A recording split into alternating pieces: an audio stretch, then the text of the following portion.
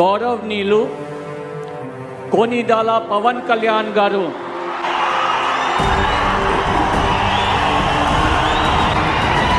కొనిదల పవన్ కళ్యాణ్ అనే నేను శాసనం ద్వారా నిర్మితమైన భారత రాజ్యాంగం పట్ల నిజమైన విశ్వాసం విధేయత చూపుతానని, నా కర్తవ్యాలను శ్రద్ధతో అంతఃకరణ శుద్ధితో నిర్వహిస్తానని దైవ సాక్షిగా ప్రమాణం చేస్తున్నాను.